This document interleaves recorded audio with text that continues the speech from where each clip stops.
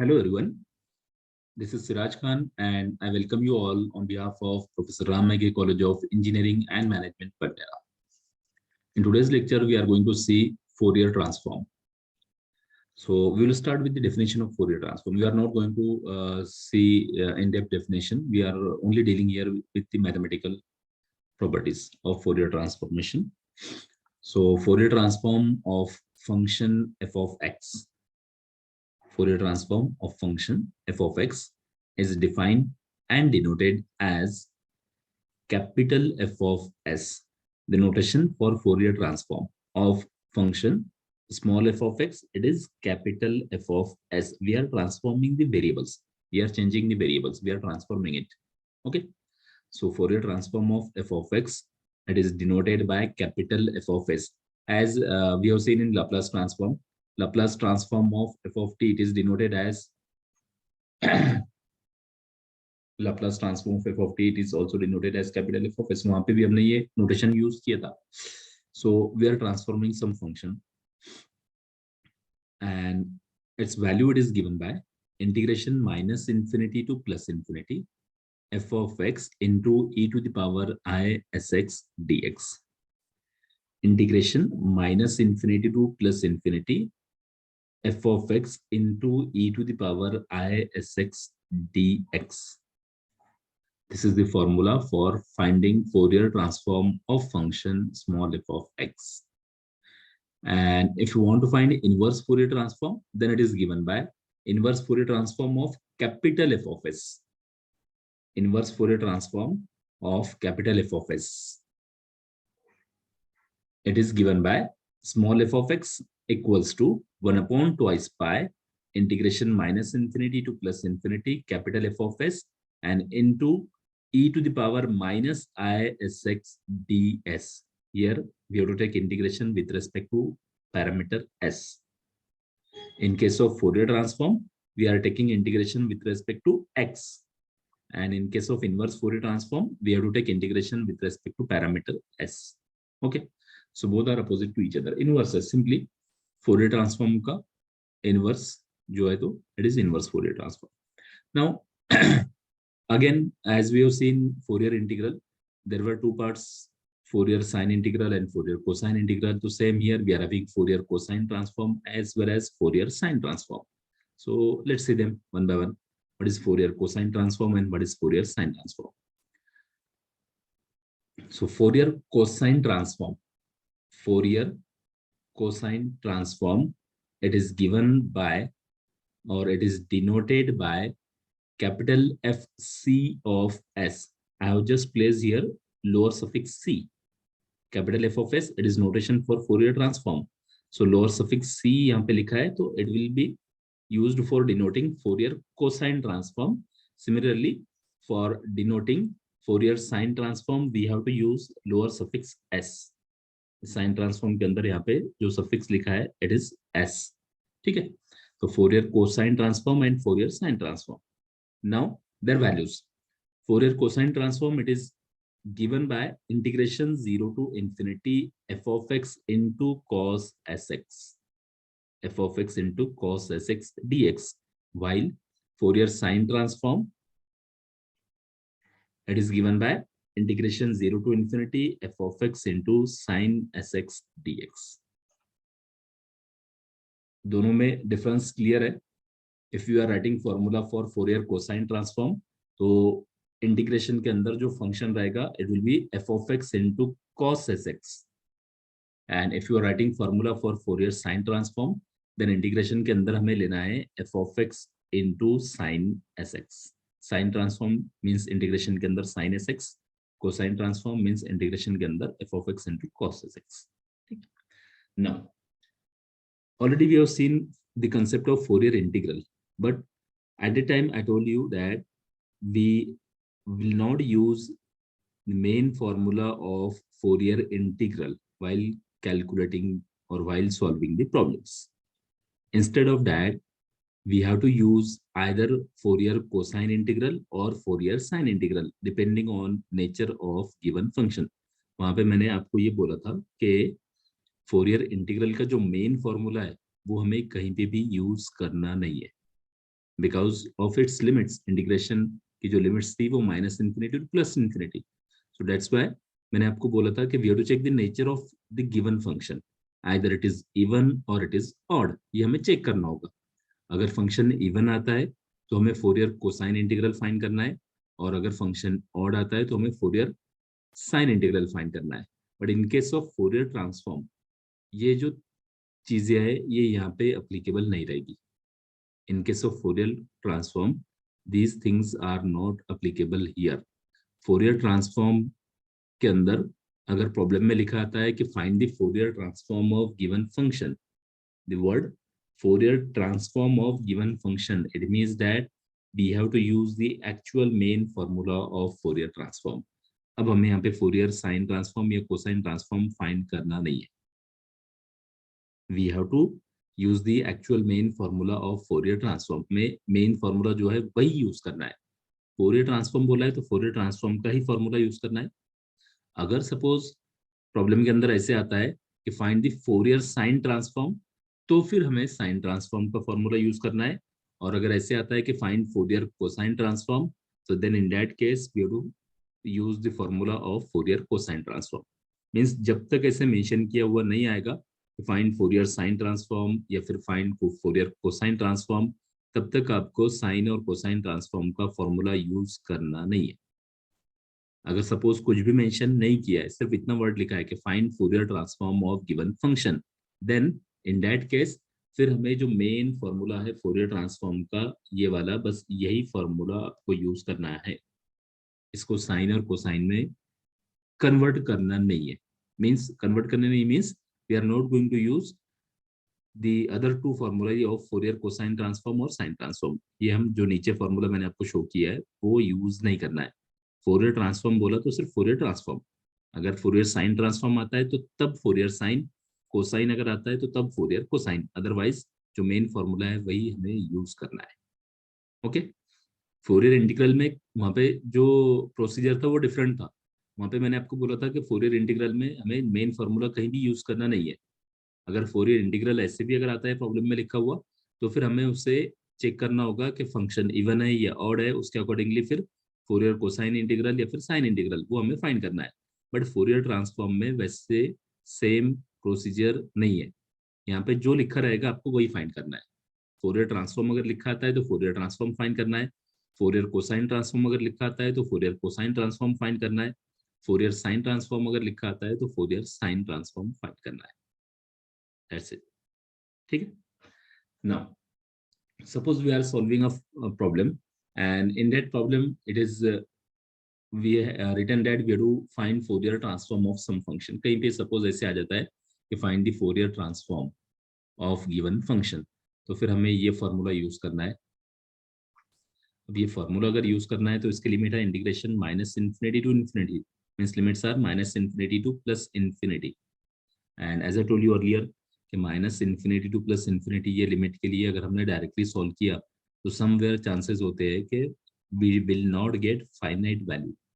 मे भी ऐसे हो सकता है कि वैल्यू जो है वो इन्फिनिटी आ जाएगा. डायरेक्टली ये सॉल्व नहीं हो पाएगा, बट इससे तो हमें सॉल्व करना है. तो फॉर दैट अगेन आपको करना क्या है, again we have to use the concept of even and odd function. We are again using here concept of even and odd function, but we are not going to use Fourier cosine transform and sine transform. Directly वो cosine और sign हमें use नहीं करना है direct. हमें यहाँ पे even और ऑड का कंसेप्ट सिर्फ यूज करना है. उसके आगे क्या करना है वो मैं आपको बता देता हूँ. फर्स्ट थिंग कि पहले तो यहाँ पे ये एक्सपोनेंशियल टर्म लिखा है e to the power I S x. अगर सपोज ऐसे आता भी है, हमें अगर ये पता है कि F of x it is even, ये अगर हमें सपोज पता चल भी जाए कि given function f of x it is even, f of x का वैल्यू इवन आ गया, तो अभी ये इंटीग्रेशन के अंदर जो कंप्लीट फंक्शन है ये इवन नहीं होगा, because we don't have simple single f of x inside the integration. यहाँ पे तो प्रोडक्ट है f of x into exponential, f of x into exponential यहाँ पे प्रोडक्ट लिखा है. अगर एफ ऑफ एक्स ये अगर हमें पता भी चल जाए कि एफ ऑफ एक्स इवन है या फिर एफ ऑफ एक्स ऑड है, तो उस पर से हम डायरेक्टली कोई कंक्लूजन यहाँ पे ड्रॉ नहीं कर सकते, because we are having product here, product of two functions f of x into exponential. अब exponential even रहेगा या odd रहेगा ये भी हम डायरेक्टली डिसाइड नहीं कर सकते कि आइदर exponential जो e to the power I S x लिखा है ये इवन रहेगा या ऑड रहेगा, because it is a combination of even and odd functions. e to the power I S x, पहले इसका मीनिंग आपको बता देता हूँ कि what is mean by e to the power I S x. So I am writing here a note, value of e to the power I s x, it is equal to cos sx plus I sin sx. It is the Euler's identity or Euler's formula. E to the power I sx, it is cos sx plus I sin sx. Means actual formula है e to the power I theta, it is equal to cos theta plus I sin theta, it is the actual formula. ये फॉर्मूले पे से ही मैंने यहाँ पे ये function लिखा है कि e to the power I theta it is cos theta plus I sine theta, तो e to the power I S X it is cos S x plus I sine S X. Coefficient of I का जो coefficient रहेगा that will be used as angle of trigonometric function cos and sine. अब यहाँ पे आई का coefficient S x लिखा है, तो दैट्स व्हाई इसे मैंने लिखा है cos S x plus I sine S x, it is angle of trigonometric function. Similarly, अगर suppose e to the power minus I s x अगर आता है, so what will be the change? So for that we are having the formula e to the power minus I theta, it is equal to cos theta minus I sin theta. ठीक है, e to the power plus I theta अगर आता है तो cos theta plus I sin theta, e to the power minus I theta अगर आता है तो it is cos theta minus I sin theta. So similarly, e to the power minus I sx, it will be cos sx minus I sin sx. So ये दो result हमें use करना है अगर प्रॉब्लम आता है कि find Fourier transform, means actual first formula Fourier transform का अगर हमें यूज करना है तो उसके अंदर एक्सपोनेंशियल टर्म लिखिए f of x into e to the power I S x. अगर इनवर्स फोरियर ट्रांसफॉर्म फाइंड करना है तो वहां पे लिखा है capital f of s into e to the power minus i S x. So while solving the problem पहले तो ये एक्सपोनेंशियल टर्म को हमें कॉस और साइन में कन्वर्ट करना है, कॉस एस एक्स प्लस आई साइन एस एक्स और cos sx minus i sin sx।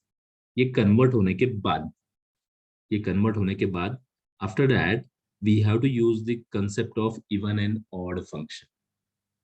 इसके बाद हमें इवन ऑड का कंसेप्ट यूज करना है।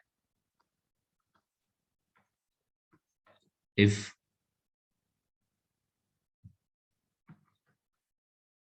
f of x is even, so if f of x is even,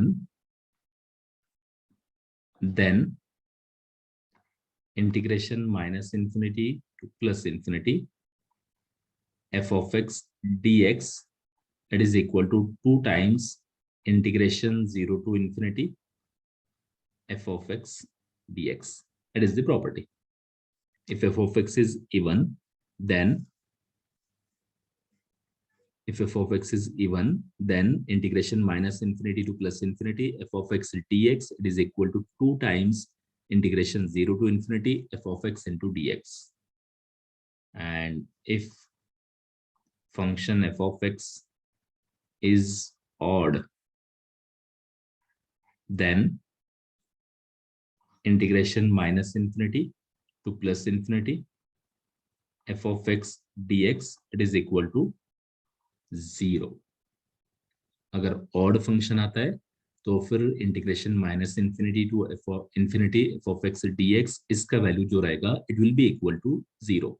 even function अगर आता है तो ये 2 टाइम्स इंटीग्रेशन 0 टू इन्फिनिटी में कन्वर्ट हो जाएगा फॉर इवन फंक्शन, और अगर ऑड फंक्शन आता है इंटीग्रेशन के अंदर तो फिर इसका वैल्यू होगा equal to 0.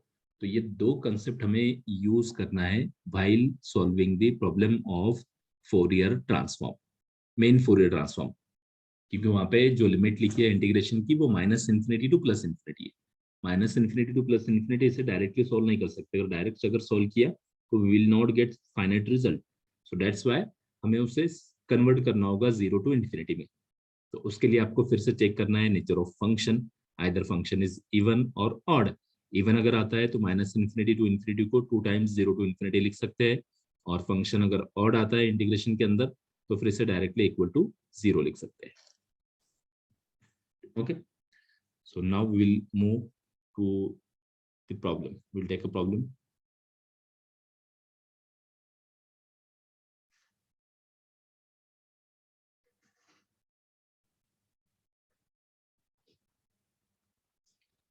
Example,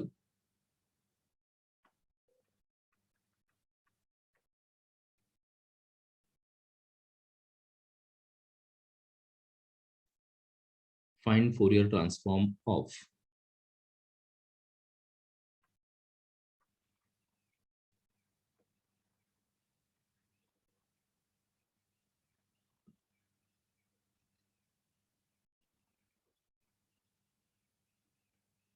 f of x equal to 1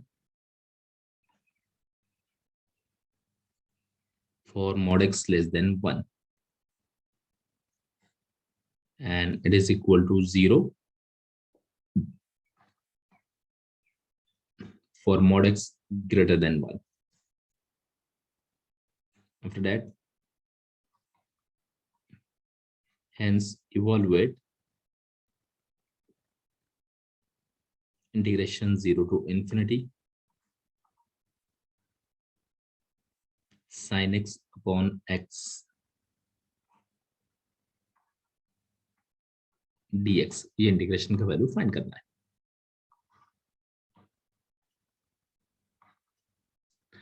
So we will start with the given function as usual. Given f of x, it is equal to 1 and it is equal to 0 for mod x less than 1 and for mod x greater than 1. Now as we have to find here Fourier transform, इस problem के अंदर हमें Fourier transform find करना है। Fourier transform means we will use the main formula of Fourier transform, जिसके अंदर limit minus infinity to plus infinity लिखी है, and we know that minus infinity to plus infinity directly हम solve नहीं कर सकते, उसके लिए हमें इवन ऑड का कंसेप्ट यूज करना है। तो before writing the formula, first we will check that either given function it is even और इट इज ऑड। पहले ये चेक कर लेते हैं गिवन फंक्शन इवन है या फिर ऑड है। Let's check it. तो f of x equal to 1 and 0, these are the two values. अभी इवन ऑड अगर हमें चेक करना है तो फॉर दैट, इसके पहले मैंने आपको बोला था कि for checking the nature of function either it is even और it is odd, we have to replace x by minus x. We have to replace x by minus x. So replacing x by minus x in given function, we will get, क्या आएगा, x को minus x से replace करना है तो 1 और 0 ये तो एज इट इज रहेगा। We are having constant values, function के अंदर वेरिएबल है ही नहीं, कांस्टेंट वैल्यूज है तो 1 0 एज इट इज रहेगा। और लिमिट के अंदर अगर x को माइनस x से रिप्लेस अगर किया तो limit by default it is in the form of mod, mod x less than 1 mod x greater than 1। तो मॉड x, मॉड के अंदर x को माइनस x से अगर रिप्लेस किया भी तो नेगेटिव वैल्यू जो है मॉड के अंदर वो फिर से पॉजिटिव हो जाएगी, means complete function as it is रहेगा, कुछ भी चेंज नहीं होगा। मॉड के अंदर अगर x को हम माइनस x भी अगर लिखते हैं तो हमें तो ये पता है कि मॉड x अगर मॉड के अंदर नेगेटिव वैल्यू भी अगर आती है तो वो पॉजिटिव में कन्वर्ट हो जाएगी, मींस ये मॉड x लेस देन 1 जो है ये एज इट इज रहेगा mod x less than 1, mod x greater than 1 ये भी एज इट इज रहेगा mod x greater than 1, means we are getting same function without any change. So we will get same function, it means that f of x is even function। अब ये मैंने यहाँ पे words के format में लिखा है। In last lecture we have check the nature of function mathematically, हमने वहां पे मैथमेटिकली चेक किया था by replacing x by minus x। यहाँ पे मैंने थ्योरेटिकली लिखा है but we are doing the same procedure, change कुछ भी नहीं है। हमने क्या करना है कि रिप्लेस करना है x को माइनस एक्स से। फंक्शन का वैल्यू सेम अगर आता है तो इट इज इवन, और अगर फंक्शन के वैल्यू में अगर माइनस अगर बाहर आता है, we are getting minus of F of x, then it will be odd. तो यहाँ तो सेम वैल्यू आ रहा है, no change at all, so function it is even. ये हमने पहले चेक कर लिया। अब आ जाते हैं प्रॉब्लम के ऊपर। In this problem we have to find Fourier transform. ये प्रॉब्लम के अंदर यहाँ पे लिखा है कि हमें फोरियर ट्रांसफॉर्म फाइंड करना है। ऐसे मेंशन नहीं किया है कि फोरियर साइन फाइंड करना है या फिर फोरियर कोसाइन ट्रांसफॉर्म फाइंड करना है, सिर्फ इतना लिखा है कि फोरियर साइन ट्रांसफॉर्म। सो अभी पहले हम Fourier sine transform, Fourier transform लिखा है सिर्फ, तो पहले तो फोरियर ट्रांसफॉर्म का फॉर्मूला हम यहाँ पे लिख देंगे, main formula. Now Fourier transform is given by, so Fourier transform का मेन फॉर्मूला हमें लिखना है capital f of s, it is equal to integration minus infinity to plus infinity small f of x into e to the power I sx dx.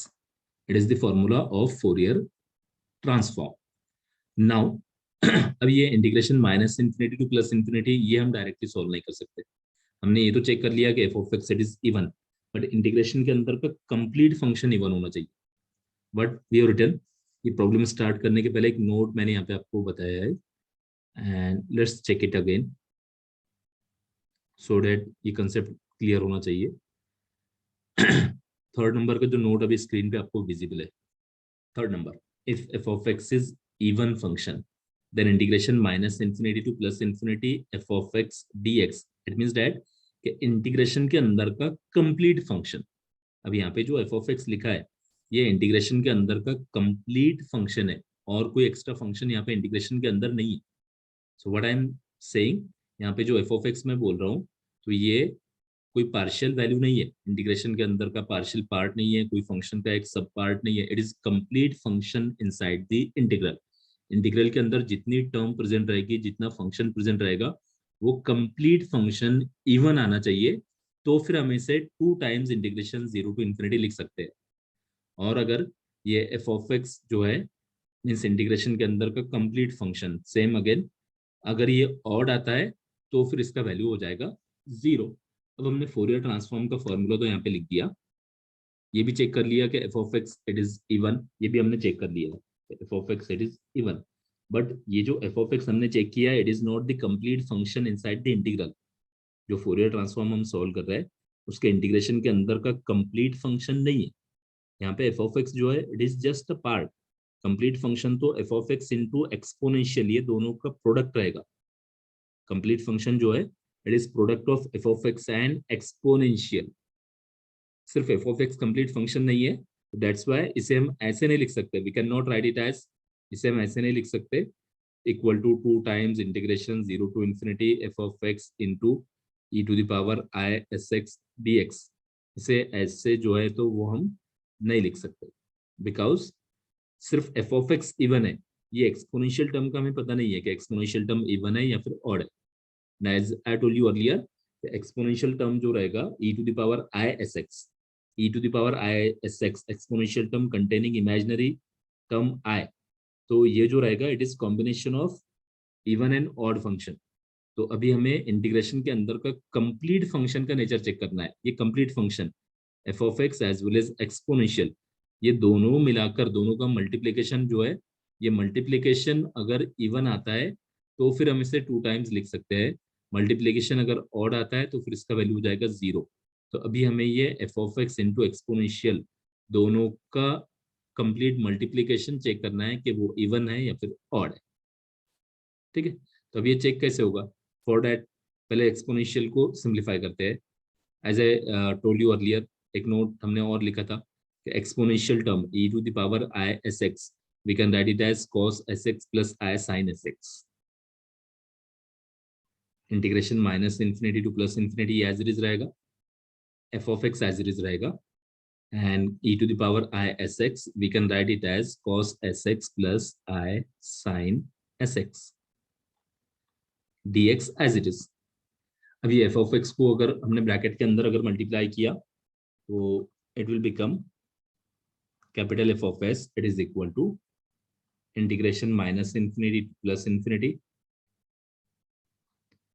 small f of x into cos sx first term plus I into f of x into sin sx second term into dx, it is as it is.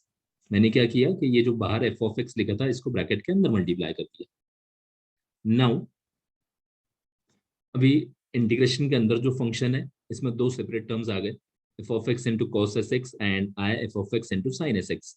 तो ये जो plus sign अभी हमने यहाँ पे लिखा है तो separated from this plus sign, यहाँ से अगर हमने इससे सेपरेट किया तो we can apply separate integration on first term and second term. तो पहले first term it will become integration minus infinity to plus infinity f of x into cos sx dx. इसके बाद second term again integration minus infinity to plus infinity I into f of x and into sin sx dx. तो अभी integration के हमारे पास दो terms आ गए. ठीक है, अब चेक करते हैं इसका नेचर क्या, आइदर इट इज इवन और इट इज ऑड. अब ये हमें चेक करना है. सो इन दिस प्रॉब्लम पहले तो हमने एफ ऑफ एक्स को चेक कर लिया. एफ ऑफ एक्स ऑलरेडी हमने चेक किया है, f of x is even function, ये हमने चेक कर लिया. And we know that cos function it is also even. F of x जो है ये हमने चेक कर लिया कि F of x it is even function. Cos जो है ये तो बाय डिफॉल्ट इवन फंक्शन है, ये भी हमें पता है कि कॉस फंक्शन के अंदर अगर x को माइनस एक्स से अगर रिप्लेस किया तो वो सेम वैल्यू आएगा, कुछ भी चेंज नहीं होगा. तो F of x it is even, cos it is also even. तो अब अगर दोनों को अगर हम मल्टीप्लाई करते हैं तो even function and into even function it will be again even function. हमें ये लॉजिक पता है, plus into plus equal to plus, positive into positive it is equal to positive, and positive into negative opposite अगर आता है तो फिर वो होता है निगेटिव. तो नेक्स्ट जो है even function into odd function it is equal to odd function. Opposite अगर चेंज हो गया, दोनों अगर सिमिलर है तो ठीक है, और अगर चेंज हो गया तो फिर ऑड हो जाएगा. Similarly odd into odd it is also equal to even function. Odd into odd it is also equal to even function. Means दो कंडीशन में even आ सकता है कि multiplication of two function both are same, even and even, तो दोनों का multiplication even रहेगा. Multiplication of two functions both are same, odd and odd, तो उनका multiplication जो रहेगा वो भी even रहेगा. ठीक है, because वो we know that plus into plus, positive into positive it is equal to positive, ये हमें पता है. Similarly, multiplication of two functions which are different, even into odd या फिर odd into even, कैसे भी लिखो, even into odd लिखो या फिर odd into even लिखो. अगर फंक्शन दोनों अलग अलग नेचर के हैं तो फिर इनका जो मल्टीप्लिकेशन रहेगा it will be odd, because we know that negative into positive, negative into positive को अगर मल्टीप्लाई किया तो विल बी नेगेटिव, या फिर पॉजिटिव इंटू नेगेटिव को मल्टीप्लाई किया तो will be again negative. So by using this logic we can remember it. So अभी इंटीग्रेशन के अंदर दो फंक्शन का मल्टीप्लिकेशन यहाँ पे है.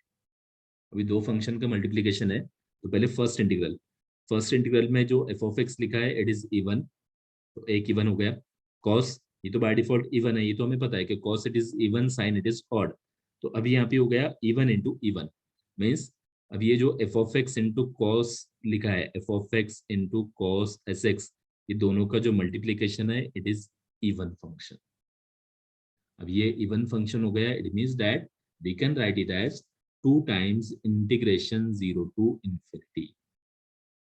अब हम इसे ऐसे लिख सकते हैं, capital F of S it is equal to 2 times integration 0 to infinity f of x into cos sx dx। Integration के अंदर का फंक्शन चेंज नहीं करना है।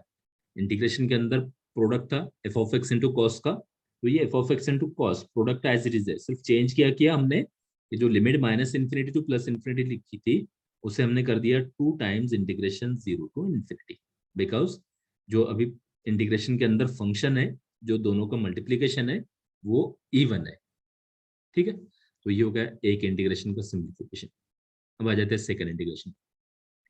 Second integration minus infinity to plus infinity I F of x into sine S x D x. तो I it is a constant F of X, अभी हमें पता है फिर से कि F of X in this problem F of x it is even, but sine S X sine function it is always odd, because sine of minus theta it is minus sine theta. अगर हम sine of x minus x it is minus sine x, mean sine function के अंदर अगर x को minus x से replace करते हैं तो वो माइनस साइन हो जाएगा, चेंज होगा minus of F of x. तो sine function it is always odd. तो अब जो प्रोडक्ट है, product of two functions f of x into sine S x, f of x it is even and sine it is odd, और ये दोनों का जो मल्टीप्लीकेशन रहेगा now it is odd. Means अभी इंटीग्रेशन के अंदर का जो फंक्शन है वो हो गया ऑड, और integration minus infinity to plus infinity odd function it is equal to 0। Integration minus infinity to plus infinity odd function it is equal to 0। तो जो सेकंड इंटीग्रल है उसका वैल्यू हो जाएगा 0। ठीक है, so in this way we have to make these changes in each and every problem of Fourier integral। Fourier integral का जो Fourier ट्रांसफॉर्म का जो मेन प्रॉब्लम रहेगा, मेन Fourier ट्रांसफॉर्म जिसके अंदर limit minus infinity to plus infinity है, उसे हम कभी भी डायरेक्टली सॉल्व नहीं कर सकते। लिमिट जो minus infinity to plus infinity है, Fourier ट्रांसफॉर्म का जो फॉर्मूला हमने यहाँ पे लिखा है ये फिक्स रहेगा, integration minus infinity to plus infinity f of x into e to the power I S x D x. ये फॉर्मूला तो फिक्स है, इसमें तो कुछ चेंज नहीं होना है। But while solving the problem ये हम minus infinity to plus infinity को डायरेक्टली सॉल्व नहीं कर सकते, तो इतने 4 स्टेप हर प्रॉब्लम में आपको परफॉर्म करना ही है। पहले तो एक्सपोनेंशियल को कॉस और साइन में कन्वर्ट करना है, जैसे हमने यहाँ पे किया था e to the power I S x, इसे लिखा था कॉस एस एक्स प्लस आई साइन एस एक्स। ये होने के बाद एफ ऑफ एक्स को ब्रैकेट के अंदर मल्टीप्लाई किया, दोनों ब्रैकेट के अंदर की जो दो टर्म्स है उस पर सेपरेट इंटीग्रेशन अप्लाई किया। सेपरेट इंटीग्रेशन आने के बाद फिर हमें चेक करना है कि इंटीग्रेशन के अंदर जो फंक्शन है, जो मल्टीप्लीकेशन है, वो इवन है या फिर वो ऑड है। मल्टीप्लीकेशन दोनों का कंबाइंड मल्टीप्लीकेशन चेक करना है, इंडिविजुअल सेपरेट सेपरेट नहीं देखना है। सेपरेट तो हमें पता है कि F of x separately it is even, but उसे कॉस से अगर मल्टीप्लाई किया तो वो इवन ही रहेगा, और साइन से अगर मल्टीप्लाई किया तो ऑड हो जाएगा। दैट्स वाई ये जो सेकंड इंटीग्रल का वैल्यू है यहाँ पे 0, और फर्स्ट इंटीग्रल का वैल्यू है वो हो जाएगा 2 times, it is 2 times integration 0 to infinity. तो इतने चेंजेस हर प्रॉब्लम में रहेंगे। इसके आगे अब भी यहाँ पे हमें एफ ऑफ एक्स का वैल्यू पुट करना है inside the integration, and then we have to solve this integral. F of x का वैल्यू यहाँ पे पुट करना है इंटीग्रेशन के अंदर, और उसके बाद फिर हमें ये इंटीग्रेशन को सोल्व करना है। तो let's check the value of F of x, what is given here. So इस प्रॉब्लम के अंदर एफ ऑफ एक्स के दो वैल्यूज है, f of x equal to 1 and f of x equal to 0 for mod x less than 1 and mod x greater than 1। Function के यहाँ पे दो वैल्यूज है, for mod x less than 1 and mod x greater than 1।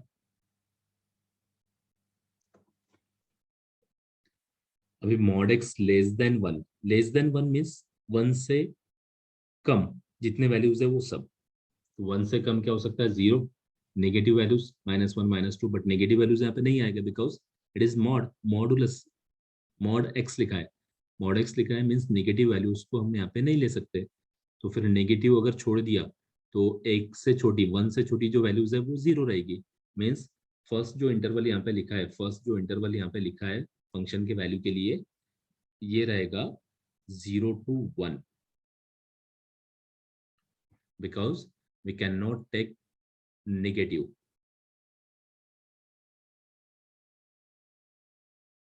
in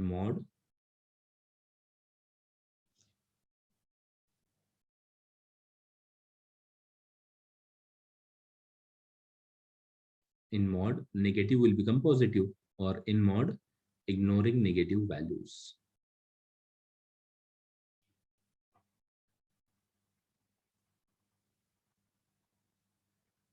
ठीक है, तो first जो interval यहाँ पे लिखा है mod x लेस देन 1, तो ये mod x लेस देन 1, ये जो इंटरवल है इसकी लिमिट जो अभी रहेगी वो सिर्फ 0 to 1 रहेगी. लेस देन 1 मीन्स 1 तक, 1 से कम कितने भी चलेंगे, बट 1 से कम 0 आएगा, फिर -1 -2 -3 up to minus infinity. But negative values हमें यहाँ पे कंसिडर करना नहीं है, क्योंकि जो वैल्यू है वो मॉड के अंदर लिखा है, मॉड एक्स, तो सिर्फ पॉजिटिव वैल्यूज रहेगी. Second value of function it is 0, और उसके लिए इंटरवल लिखा है mod x greater than 1. Greater than 1 means 1 से बड़ी वैल्यूज, 1 से बड़ी मीन्स 2 3 4 5 6 7 कितने भी हो सकती है, तो it will be continue up to infinity, 1 to लेकर इन्फिनिटी तक. ठीक है, तो फर्स्ट जो इंटरवल है उसका मीनिंग 0 to 1 ये प्रॉब्लम के अंदर, और सेकंड जो इंटरवल है उसका मीनिंग यहाँ पे हो गया 1 to इन्फिनिटी. अब हमें जो इंटीग्रेशन यहाँ पे सॉल्व कर रहे हैं फोरियर इंटीग्रल का, उसमें हमें क्या चाहिए, फंक्शन के यहाँ पे दो डिफरेंट वैल्यूज है. हमें तो फंक्शन का सिंगल वैल्यू चाहिए था एफ ऑफ एक्स का, बट ठीक है सिंगल वैल्यू नहीं है, no problem at all. Single value अगर रहा तो डायरेक्ट पुट करना है, मोर देन वन वैल्यूज अगर आते हैं तो फिर केयरफुली चेक करना है लिमिट के. यहाँ पे हमें जो फंक्शन का वैल्यू पुट करना है वो हमें चाहिए for the limit 0 to infinity. Function का वैल्यू हमें चाहिए for the limit 0 to infinity. 0 to infinity के लिए हमें फंक्शन का सिंगल वैल्यू चाहिए था 0 टू इन्फिनिटी तक, बट सिंगल वैल्यू तो नहीं है, दो वैल्यूज है, और जो दो वैल्यूज है उसमें से फर्स्ट वैल्यू है 0 टू 1 के लिए और सेकंड है 1 टू इन्फिनिटी के लिए. इट मीन्स दैट हमें क्या करना होगा, हमें इंटीग्रेशन के अंदर जो लिमिट चाहिए वो चाहिए हमें 0 टू इन्फिनिटी के लिए, तो उसको दो पार्ट में डिवाइड कर दो. दो पार्ट कौन से रहेंगे, पहला रहेगा 0 टू 1 और दूसरा रहेगा 1 to infinity, so that complete limit आ जाएगा. Means what I am saying, हमें 0 टू इन्फिनिटी के लिए फंक्शन का वैल्यू चाहिए, तो इसे दो पार्ट्स में डिवाइड करना है, पहले 0 टू 1 और प्लस उसके बाद 1 टू इन्फिनिटी. तो अब ये जो इंटीग्रेशन यहाँ पे लिखा है इसको भी हम दो पार्ट्स में डिवाइड कर देंगे. We will write it as capital f of s, it is equal to 2 times in bracket 0 to infinity, इसे दो पार्ट में डिवाइड करना है, पहले आएगा 0 to 1 f of x into cos S x D x, और उसके बाद आएगा 1 to infinity f of x into cos S x D x. Function के अंदर कुछ चेंज करना नहीं है, सिर्फ हमने लिमिट को चेंज किया, सिंगल इंटीग्रेशन को दो पार्ट में डिवाइड कर दिया, क्योंकि लिमिट को हमने दो पार्ट में डिवाइड किया है. ठीक है, नाउ अब चेक करते हैं फंक्शन का वैल्यू. अब यहाँ पे फंक्शन का वैल्यू क्या रहेगा, तो फर्स्ट जो इंटीग्रेशन है उसके अंदर हमें एफ ऑफ एक्स का वैल्यू चाहिए फॉर द लिमिट 0 टू 1, और सेकंड इंटीग्रेशन के अंदर एफ ऑफ एक्स का वैल्यू चाहिए for the limit 1 to infinity. तो अभी दोनों वैल्यूज चेक कर लो कि which are the values.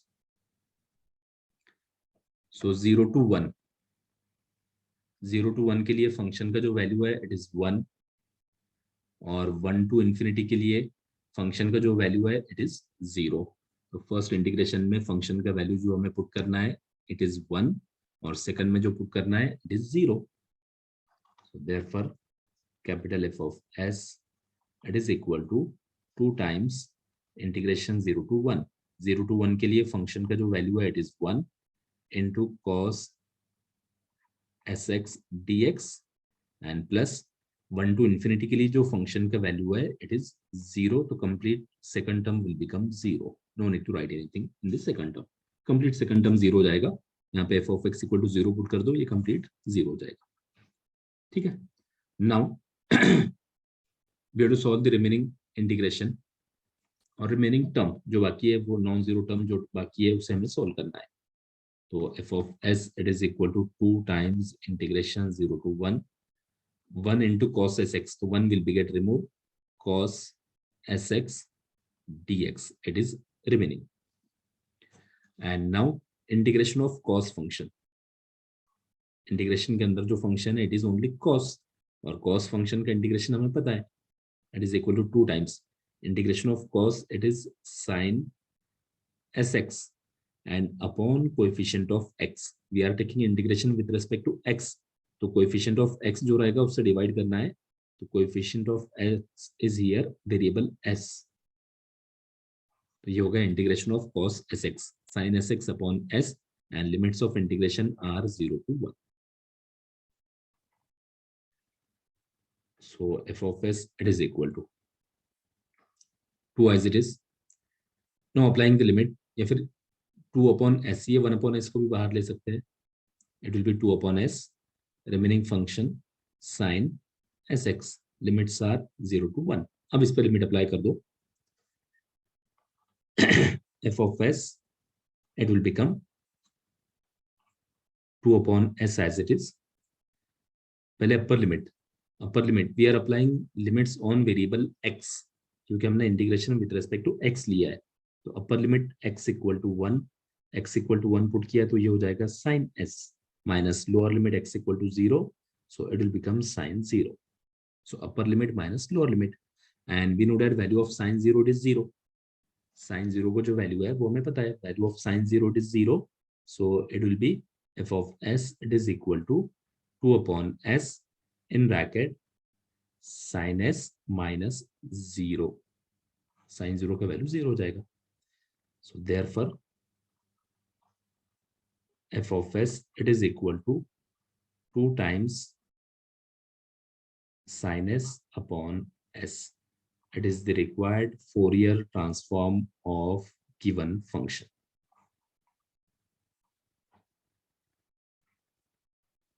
Which is required Fourier transform. ठीक है. सो सिंप्लीफिकेशन का जो पार्ट है वो हर प्रॉब्लम में सेम है, जहाँ पे एक्सपोनेंशियल को कॉस साइन में कन्वर्ट करना है, इवन आउट का कंसेप्ट अप्लाई करके फिर वो minus infinity to plus infinity को 0 टू इन्फिनिटी में चेंज करना है. उसके बाद जो रहेगा वो फंक्शन की वैल्यू इंटीग्रेशन के अंदर पुट करो एज पर द लिमिट, और इंटीग्रेशन को सॉल्व कर दो, उस पर लिमिट्स अप्लाई कर दो.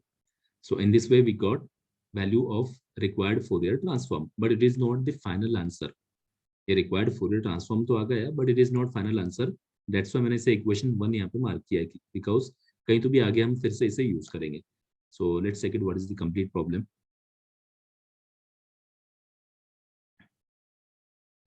ओके, सो क्वेश्चन एक बार फिर से चेक कर लो. कंप्लीट क्वेश्चन जो लिखा है, find Fourier transform of F of x, तो ये तो हो गया, हमने फोरियर ट्रांसफॉर्म फाइंड कर लिए. उसके बाद सेम प्रॉब्लम के अंदर लिखा है कि hence evaluate integration 0 to infinity sine x upon x dx. Means अभी ये इंटीग्रेशन हमें सॉल्व करना है. अब देखिए, अगर किसी प्रॉब्लम के अंदर 2 पार्ट रहते हैं तो सेकंड पार्ट जो रहेगा वो इनडायरेक्टली आपको फर्स्ट पार्ट का यूज करके ही फाइंड करना होता है. मीन्स यहाँ पे तो इतना लिखा है कि we have to solve integration 0 to infinity sine x upon x dx. अगर आप डायरेक्ट सॉल्व कर सकते हो तो no problem at all, but problem के अंदर अगर एक ही प्रॉब्लम के अंदर 2 पार्ट्स अगर आते हैं और फर्स्ट पार्ट आपने प्रूफ कर दिया, फाइंड कर लिया, सेकंड पार्ट का वैल्यू आपको फाइंड करना है, तो इनडायरेक्टली वहां पे एक्सपेक्टेड ये होता है कि फर्स्ट पार्ट का यूज करके ही आपको सेकंड पार्ट प्रूव करना है या फिर फाइंड करना है. मींस यहाँ पे हमने फोरियर ट्रांसफॉर्म फाइंड कर लिया, अब ये फोरियर ट्रांसफॉर्म का यूज करके आपको ये इंटीग्रेशन को सॉल्व करना है. ठीक है, तो अब फोरियर ट्रांसफॉर्म तो ऑलरेडी हमने सॉल्व कर लिया, फिर ये इंटीग्रेशन कहाँ से आएगा, क्योंकि इंटीग्रेशन तो रिमूव हो गया. फोरियर ट्रांसफॉर्म हमने यहाँ पे ऑलरेडी सॉल्व कर लिया. फोरियर ट्रांसफॉर्म सॉल्व किया मीन्स हमने इंटीग्रेशन को सॉल्व कर लिया. इंटीग्रेशन तो अभी रिमूव हो गया, बट अभी बोल रहे हैं कि फिर से हमें इंटीग्रेशन फाइंड करना है. मीन्स अभी आपको इंटीग्रेशन की टर्म वापस से लेकर आना है प्रॉब्लम के अंदर. तो इंटीग्रेशन की टर्म अब वापस कैसे आएगी, उसमें भी हमें ये फोरियर ट्रांसफॉर्म यूज करना है. तो indirectly it is saying that now we have to use inverse Fourier transform. तो फोरियर ट्रांसफॉर्म के एक ही प्रॉब्लम के अंदर 2 पार्ट है. फर्स्ट पार्ट के अंदर बोला है कि find Fourier transform of function, means यहाँ पे हम इंटीग्रेशन सॉल्व कर रहे हैं, और सेकंड पार्ट के अंदर एक इंटीग्रेशन का वैल्यू फाइंड करने के लिए बोला है. So for that we have to use inverse Fourier transform. Inverse Fourier transform का यूज करने से क्या होगा तो उसमें जो हमने फोरियर ट्रांसफॉर्म फाइंड किया वो भी यूज हो जाएगा और इंटीग्रेशन वापस से वहां पे आ जाएगा, क्योंकि इनवर्स फोरियर ट्रांसफॉर्म के अंदर फिर से इंटीग्रेशन का सिंबल वहां पे प्रेजेंट है। अभी हमें इंटीग्रेशन सॉल्व करना नहीं है कंप्लीटली, बिकॉज हमें इंटीग्रेशन का तो वैल्यू फाइंड करना है। तो इंटीग्रेशन एज इट इज रहेगा, सिर्फ हमें यहाँ पे कुछ तो भी एडजस्टमेंट करना है टर्म्स की। So next part of the problem,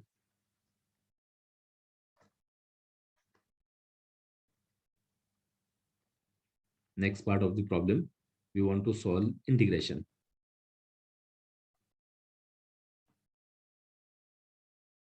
Integration 0 to infinity sin x upon x dx, ये इंटीग्रेशन का वैल्यू हमें सॉल्व करना है या फाइंड करना है, ठीक है। So for that we will start with inverse Fourier transform.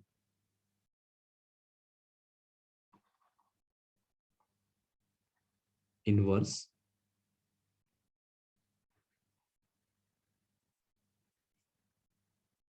Fourier transform is given by, so inverse Fourier transform of capital F of s, it is given by small f of x, it is equal to 1 upon twice pi integration minus infinity to plus infinity capital F of s into e to the power minus I s x ds। अब जो integration रहेगा it is with respect to s ds। ये होगा formula of inverse Fourier transform. अब ये फॉर्मूले के अंदर हमें सबसे पहले तो कैपिटल एफ ऑफ एस का वैल्यू पुट करना है, but before that again capital f of s का वैल्यू पुट करने से पहले जो ये इनवर्स फोरियर ट्रांसफॉर्म का फॉर्मूला लिखा है, इसमें इंटीग्रेशन की लिमिट फिर से यहाँ पे minus infinity to plus infinity है, और हमें जो इंटीग्रेशन का वैल्यू फाइंड करना है, जो इंटीग्रेशन हमें सोल्व करना है, इसमें तो लिमिट 0 टू इन्फिनिटी चाहिए। मीन्स ये minus infinity to plus infinity को फिर से हमें 0 टू इन्फिनिटी में कन्वर्ट करना है, एंड अगेन उसके लिए सेम वही प्रोसीजर रिपीट होगा जो हमने पहले किया था। सेम वही प्रोसीजर जो फोरियर ट्रांसफॉर्म में किया था, वही प्रोसीजर फिर से रिपीट होगा। तो अभी ये तो हमें पता है कि small F of x it is even, it means that capital f of S जो है वो भी इवन रहेगा। बट ये एक्सपोनेंशियल टर्म, तो ये पहले एक्सपोनेंशियल टर्म को सिंप्लीफाई कर लेते हैं। F of x it is equal to 1 upon twice pi integration minus infinity to plus infinity capital F of s as it is exponential e to the power minus I sx will be cos sx minus I sin sx into ds as it is। अब ये capital F of s को bracket के अंदर multiply करना है। इसको bracket के अंदर अगर मल्टीप्लाई किया तो ये हो जाएगा small f of x it is equal to 1 upon twice pi integration minus infinity to plus infinity first term capital F of s into cos sx minus second term I into capital F of s into sin sx bracket complete ds as it is। अब हमें ये पता है कि capital F of s it is even. अब ये integration को separate किया तो भी चलेगा, नहीं किया तो भी चलेगा, दैट डजंट मैटर। अगर आपको लगता है कि फिर से फर्स्ट टर्म सेकंड टर्म दोनों पे इंटीग्रेशन सेपरेट अप्लाई करना है तो अप्लाई कर दो, अदरवाइज एज इट इज रखा तो भी चलेगा। तो ये हो गया 1 upon twice pi in bracket integration minus infinity to plus infinity capital F of s into cos sx first term and its integration with respect to s minus integration of second term I f of s into sin sx with respect to s bracket complete. अभी दोनों पे separate integration apply कर दिया। Now अब हमें use करना है concept even odd का, कि इंटीग्रेशन के अंदर का फंक्शन इवन है या फिर ऑड है, ये कंसेप्ट अभी हमें यूज करना है। तो अभी ये कैपिटल F of s यहाँ पे लिखा है, capital F of s it is even because ये तो हमने चेक नहीं किया, because small f of x जो गिवन फंक्शन था वो इवन है, तो फिर उसका ट्रांसफॉर्मेशन जो रहेगा वो भी इवन ही रहेगा। तो small f of x even है तो capital F of s it is also even, cos function it is also even, तो इवन इंटू इवन। अब ये जो दोनों का मल्टीप्लीकेशन यहाँ पे लिखा है ये हो गया इवन। अभी मल्टीप्लीकेशन इवन हो गया means we can write it as 2 times integration 0 to infinity, so it will become f of x it is equal to 1 upon twice pi integration of minus infinity to plus infinity है, ये हो जाएगा 2 times integration 0 to infinity capital f of s into cos S x d s minus. अब आ जाते हैं second term के ऊपर। तो सेकंड टर्म के अंदर जो कैपिटल एफ ऑफ एस लिखा है it is even, sign function it is odd, तो इवन इंटू ऑड। अब ये जो दोनों का मल्टीप्लीकेशन है even into odd it is odd, and integration minus infinity to plus infinity odd function it is 0। तो सेकंड टर्म का value हो जाएगा 0, ब्रैकेट कंप्लीट। ठीक है, नाउ देयरफॉर अभी सिंप्लीफाइड इक्वेशन आ गया f of x it is equal to this 2 and this 2, it will be get cancelled, remaining 1 upon pi integration 0 to infinity capital F of s into cos sx dx। Okay, अब इसके आगे क्या करना है? So let's check it what we have to do next. अभी हमें जो second part हम यहाँ पे सॉल्व कर रहे हैं, here we have to find the value of this integration. Integration 0 to infinity sin x upon x dx, integration का वैल्यू हमें फाइंड करना है। तो इंटीग्रेशन तो ऑलरेडी राइट हैंड साइड पे प्रेजेंट है, इंटीग्रेशन यहाँ पे ऑलरेडी राइट हैंड साइड पे प्रेजेंट है, मीन्स ये हो जाएगा इस इक्वेशन से इंटीग्रेशन का वैल्यू होगा integration 0 to infinity capital f of s into cos S x D x, it is equal to, ये 1 अपॉन पाई को लेफ्ट साइड पे मल्टीप्लाई करना है, it will become pi into F of x. ठीक है, अब integration का value तो हमें फाइंड करना था, बट जो वैल्यू हमें चाहिए वो इंटीग्रेशन के अंदर फंक्शन है sine x upon x, integration 0 to infinity sine x upon x D x. तो एक तो यहाँ पे पहले ये कैपिटल एफ ऑफ एस, इसको यहाँ से रिमूव करना है। For that substitute here value of capital f of S, जो कि हमने ऑलरेडी फाइंड किया है। इक्वेशन 1 मैंने मार्क किया था जहाँ पे हमारा फर्स्ट पार्ट कंप्लीट हुआ, फोरियर ट्रांसफॉर्म। तो इक्वेशन 1 के अंदर कैपिटल एफ ऑफ एस का वैल्यू लिखा है, it is 2 times sine s upon s. तो 2 times sine s upon s integration 0 to infinity value of capital f of s, it is 2 times sine s upon s and into cos sx as it is ds, actually it is ds not x, it is ds, integration with respect to s लिखा है, मैंने by mistake यहाँ पे x कर दिया।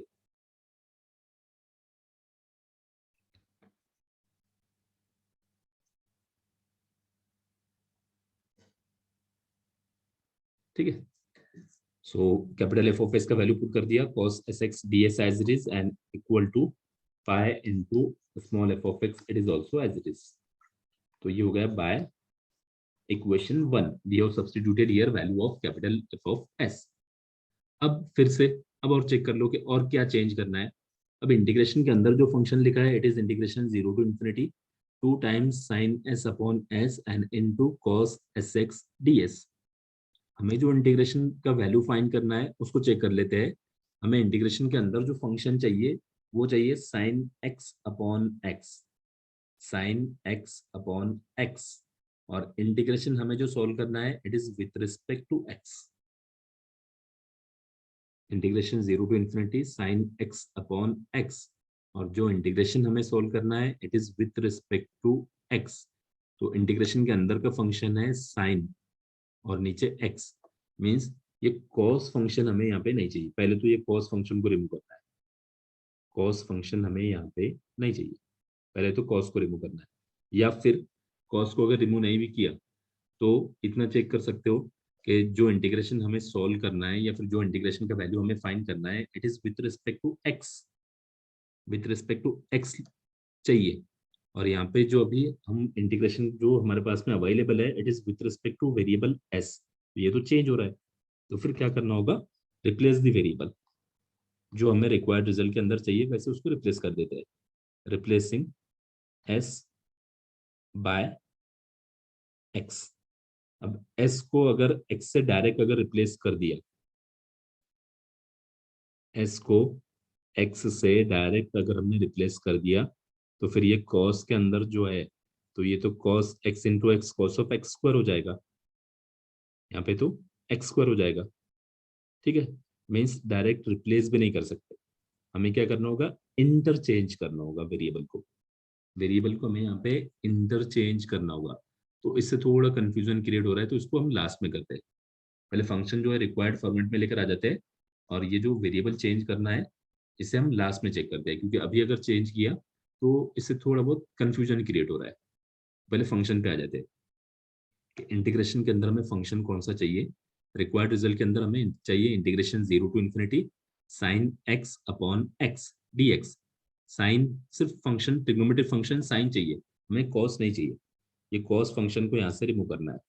अब ये cos function को अगर यहाँ से रिमूव करना है तो इसके लिए दो ऑप्शंस है। एक तो ऑप्शन ये है कि एस इक्वल टू 0 पुट करो, put s equal to 0। S equal to 0 अगर यहाँ पे पुट किया तो ये हो जाएगा कॉस 0, कॉस 0 का वैल्यू 1। इनडायरेक्टली ये कॉस फंक्शन यहाँ से रिमूव हो जाएगा। बट अगर एस इक्वल टू 0 अगर पुट किया तो ये फिर ये साइन एस के अंदर यहाँ पे एस इक्वल टू 0 आएगा, ये साइन 0 हो जाएगा, एंड साइन 0 का वैल्यू 0 अपॉन में s equal to 0, it is also 0 upon 0 which is not defined. It means that कि हम एस इक्वल टू 0 नहीं ले सकते। तो फिर सेकंड वेरिएबल कॉस फंक्शन के अंदर का second variable it is x. तो अभी एक्स इक्वल टू 0 ले लेते हैं। एस इक्वल टू 0 नहीं चलेगा, क्योंकि एस इक्वल टू 0 पुट किया तो कंप्लीट फंक्शन ही चेंज हो जाएगा, साइन भी वहां से रिमूव हो जाएगा। हमें साइन को रिमूव नहीं करना है, हमें सिर्फ कॉस को रिमूव करना है।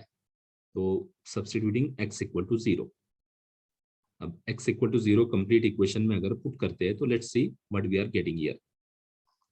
It will become integration 0 to infinity 2 times sine s upon s, इसमें तो कुछ भी चेंज नहीं होगा, ये as it is, and into cos of x equal to 0 put किया तो ये हो जाएगा cos of 0 ds as it is, pi as it is. Right hand side में f ऑफ x लिखा है, but we are taking x equal to 0, तो ये f ऑफ x का f ऑफ 0 हो जाएगा। कंप्लीट इक्वेशन में x इक्वल टू 0 पुट करना है। ऐसे नहीं चलेगा कि लेफ्ट हैंड साइड पे पुट किया और राइट हैंड साइड पे एज इट इज रहने दिया, ऐसे नहीं चलेगा। लेफ्ट हैंड साइड पे x को चेंज किया तो राइट हैंड साइड पे भी चेंज करना है। ठीक है, now on left hand side value of cos 0, ये cos 0 का जो वैल्यू है इट इज 1, तो ये यहाँ से रिमूव हो जाएगा। Remaining integration 0 to infinity 2 times sine s upon s ds it is equal to pi into, अभी cos 0 का जो वैल्यू था वो तो 1 हो गया।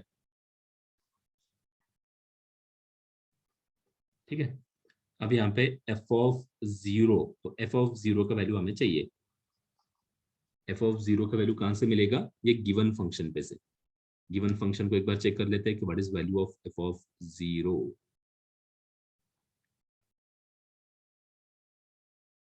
ठीक है, यहाँ पे गिवन फंक्शन हमने लिखा है।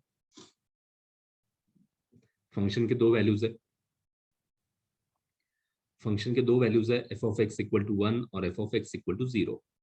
First value of function it is for mod x less than 1, less than 1 के लिए, और second value of function it is for greater than 1। हमें कौन सा चाहिए, हमें चाहिए f ऑफ 0, मींस फंक्शन का value at x equal to 0। तो x इक्वल टू 0 में फर्स्ट वैल्यू आएगा mod x less than 1, 0 to 1, ये भी हमने यहाँ पे लिखा था 0 टू 1 लिमिट के लिए। तो x इक्वल टू 0 के लिए फंक्शन का फर्स्ट वैल्यू आएगा विच इज 1, तो f ऑफ 0 का वैल्यू हो गया 1। सो f ऑफ 0 इक्वल टू 1, तो यहाँ पे ये f ऑफ 0 की जगह पे ये 1 हो गया। ठीक है, अब लेफ्ट हैंड साइड पे इंटीग्रेशन के अंदर जो 2 लिखा है वो हमें नहीं चाहिए, बिकॉज जो इंटीग्रेशन हम सोल्व कर रहे हैं उसमें integration 0 to infinity sine x upon x D x, constant 2 जो यहाँ पे लिखा है ये 2 हमें नहीं चाहिए। तो 2 से कंप्लीट इक्वेशन को डिवाइड कर दो, 2 से डिवाइड किया तो ये हो जाएगा integration 0 to infinity sine s upon s d s it is equal to pi by 2। Complete equation को 2 से डिवाइड कर दिया। अभी भी ये फाइनल रिजल्ट नहीं है, बिकॉज अब जो इंटीग्रेशन के अंदर यहाँ पे वेरिएबल लिखा है वो वेरिएबल एस है, sine s upon s and d s. Integration is with respect to s, but जो हमें सॉल्व करना था या फिर जो इंटीग्रेशन का वैल्यू हमें फाइंड करना था उसके अंदर तो वेरिएबल एक्स है। We need integration 0 to infinity sine x upon x D x, integration with respect to x चाहिए था, और वेरिएबल फंक्शन के अंदर भी x चाहिए, सो अब यहाँ पे हम वेरिएबल को रिप्लेस कर सकते हैं। सो replacing s by x in complete equation, we will get integration 0 to infinity sin x upon x dx, that is equal to pi by 2, and which is the required solution of given integral, which is required solution of given integral. That's it. Okay. So in this way we can solve the problems based on Fourier transform. And please remember that कि Fourier transform के problem के अंदर अगर नीचे कोई second result आता है integration के लिए, तो उससे आपको indirectly inverse Fourier transform use करके ही सॉल्व करना है, वो डायरेक्टली सॉल्व नहीं होगा. We have to use formula of inverse Fourier transform for that. Okay, so now moving to the next problem. एक और प्रॉब्लम ले लेते हैं based on Fourier sine transform and cosine transform.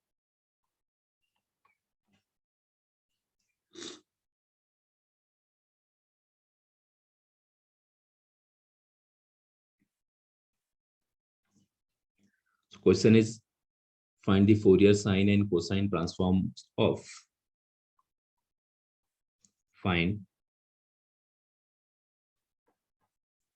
Fourier sine and cosine transforms of f of x equal to 1 for 0 less than x less than a, and it is equal to 0 for x greater than a.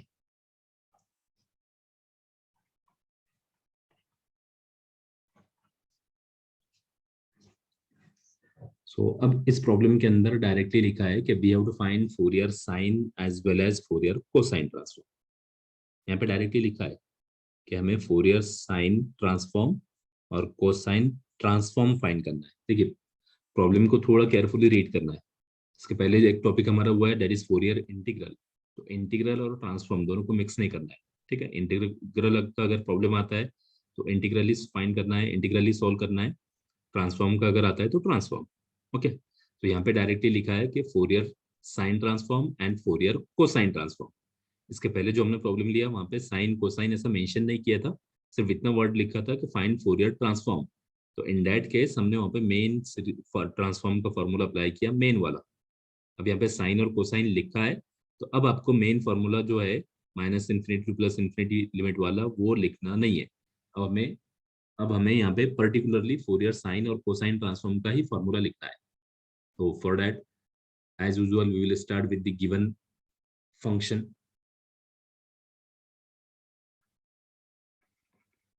f of x, it is equal to 1 for 0 less than x less than a, and it is equal to 0 for x greater than a. Now here there is no need to check nature of function, either it is even or it is odd, क्योंकि यहाँ पे directly हमें पता है कि क्या find करना है, फोरियर साइन ट्रांसफॉर्म और फोरियर कोसाइन ट्रांसफॉर्म. तो फिर अभी नेचर चेक नहीं किया तो भी चलेगा. So we will start with formula of Fourier sine transform. Fourier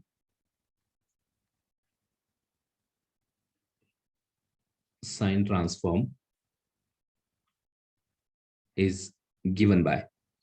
तो फोरियर साइन ट्रांसफॉर्म के लिए पहले notation, it is f s of s, Fourier sine of s, it is equal to, and formula is integration 0 to infinity f of x into sin sx dx, it is the formula.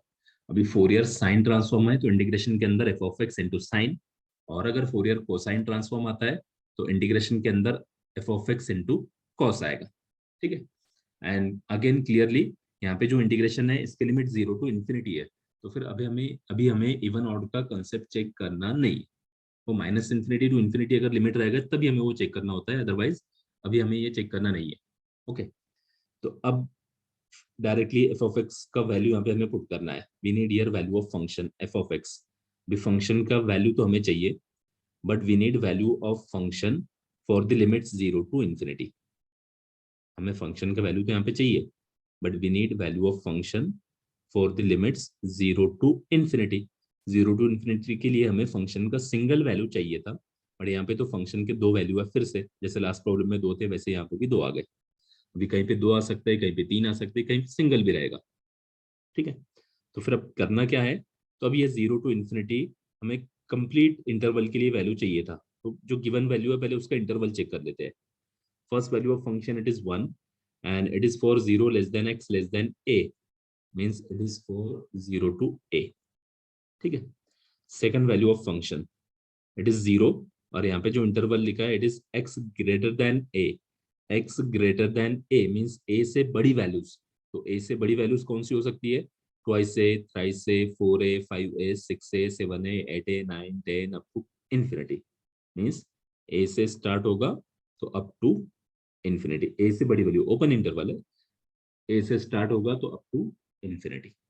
ठीक है, means अभी जो function के अंदर हमें value चाहिए था वो चाहिए था 0 टू इन्फिनिटी के लिए। तो इसको अभी दो पार्ट्स में डिवाइड करना है। First part will be 0 to a और second part will be a to infinity. ठीक है, तो ये इंटीग्रेशन अभी जो है वो भी दो पार्ट्स में डिवाइड हो जाएगा। We will write it as f s of s it is equal to, first part आएगा integration 0 to a f of x into sine S x D x, plus second part आएगा integration a to infinity f of x into sine S x D x. ठीक है, तो integration जो था वो दो part में हमने इसे डिवाइड कर दिया। आफ्टर दैट अब फंक्शन का वैल्यू पुट करते हैं। What will be value of function now, first term और सेकंड टर्म दोनों में फंक्शन का वैल्यू चाहिए हमें, तो one by one let's check it. What will be value of function in first term and value of function in second term. तो first term के अंदर हमें फंक्शन का वैल्यू चाहिए एफ ऑफ एक्स का, and it is for the interval 0 to a. तो 0 to ए के लिए फंक्शन का जो वैल्यू है इट इज 1। तो यहाँ पे फर्स्ट इंटीग्रेशन के अंदर फंक्शन का वैल्यू हो जाएगा 1 and into sine S x D x as it is, plus अभी सेकंड इंटीग्रेशन के अंदर फंक्शन का वैल्यू चाहिए and it is for the interval a to infinity, और ए टू इन्फिनिटी के लिए फंक्शन का जो वैल्यू है इट इज 0। मीन्स यहाँ पे एफ ऑफ एक्स का वैल्यू 0 हो जाएगा, तो 0 into sine complete term second term will become 0। Now first term अभी रिमेनिंग है वो हमें सोल्व करना है।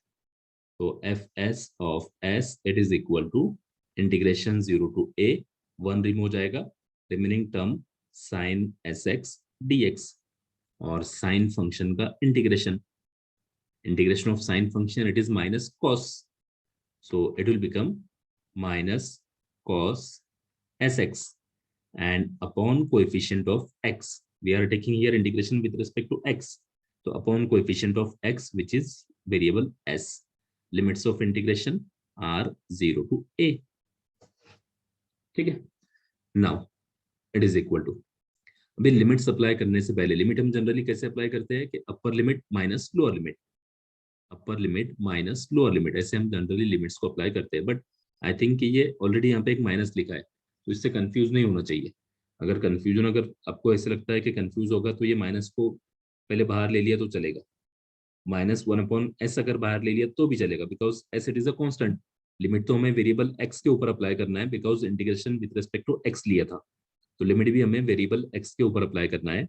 तो -1/s इट इज कॉन्स्टेंट, उसे पहले बाहर ले लो, remaining term inside the bracket it is cos sx, और इसकी जो लिमिट्स है वो है 0 to a, and now apply the limits. अब लिमिट्स वन बाय वन हम अप्लाई कर सकते हैं इजीली। तो -1/s as it is inside the bracket, पहले upper limit x equal to a, तो it will be cos sa, minus lower limit x equal to 0, so it will be cos 0, -1 upon s as it is, cos s a, अभी cos s a लिखो या फिर cos a s लिखो, both are the same thing, and minus cos zero का जो value है it is 1, तो ये हो गया -1. सो -1 upon s in bracket cos a S -1. अब ये -1 अपॉन ए एस जो है, माइनस को ब्रैकेट के अंदर मल्टीप्लाई कर दो, f s of s it is equal to, ये जो माइनस ब्रैकेट के बाहर है इसे ब्रैकेट के अंदर अगर मल्टीप्लाई किया तो माइनस कॉस हो जाएगा और माइनस माइनस +1 हो जाएगा, तो 1 को पहले लिख देते हैं और second term minus cos a s and upon s as it is. So ये हो गया required Fourier sine transform,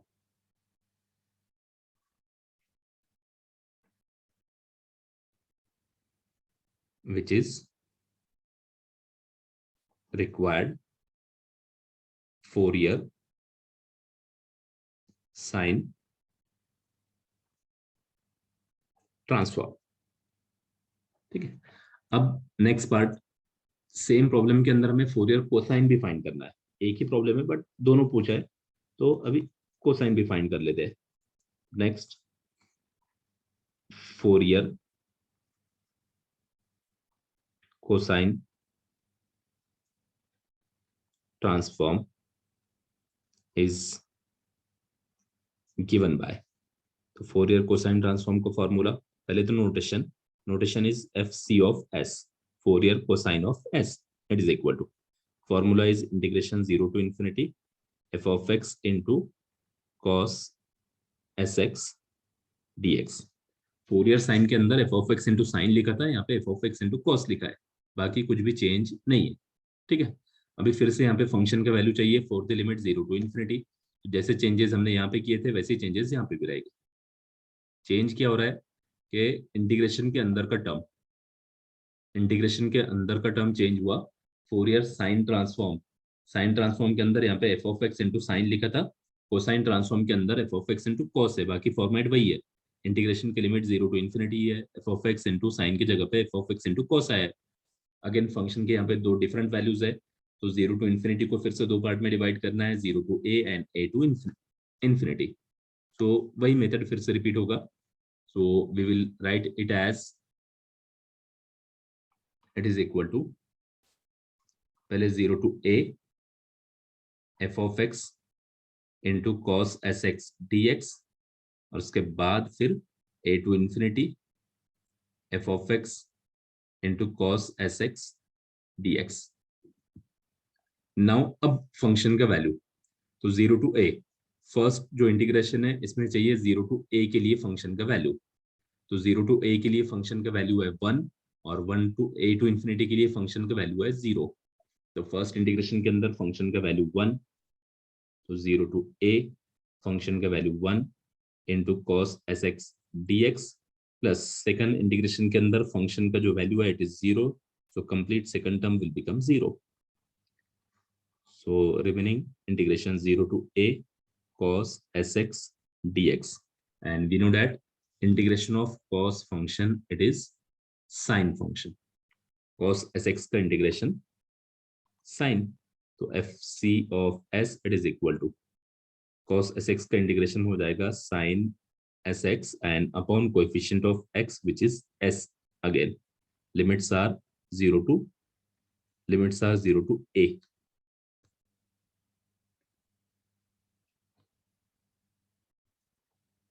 limits are 0 to a. ठीक है, अभी फिर से हमें लिमिट्स अप्लाई करना है. 1 अपॉन एस कॉन्स्टेंट है, इसे बाहर ले सकते हैं. Remaining function sine S x, limits are 0 to a again. So f c of s it is equal to 1 upon s in bracket upper limit variable x equal to a. Limit हमने integration with respect to x solve किया, तो limits भी variable x के ऊपर ही apply करना है. तो ये हो जाएगा sine s a and minus lower limit x equal to 0, so it is sine 0. So therefore fc of s it is equal to 1 upon s in bracket sine s a लिखो या फिर sine a s लिखो, both are the same thing, but second term value of sin 0 is 0, so second term will become 0. So therefore fc of s, it is equal to sin as upon s, and it is the required Fourier cosine transform.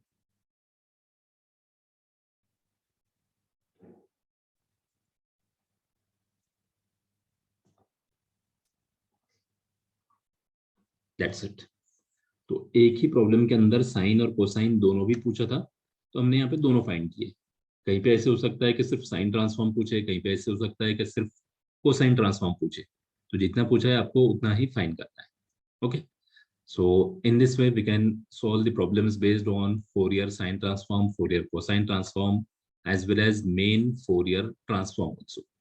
Okay, सिर्फ इतना याद रखना है कि main formula अगर apply करना है Fourier transform का, तो इंटीग्रेशन की लिमिट -∞ टू +∞ आती है, और वो डायरेक्टली सॉल्व नहीं हो सकता, उसमें फिर आपको इवन ऑर्डर का कंसेप्ट यूज करना होगा। So with that today we will stop here. Thank you very much.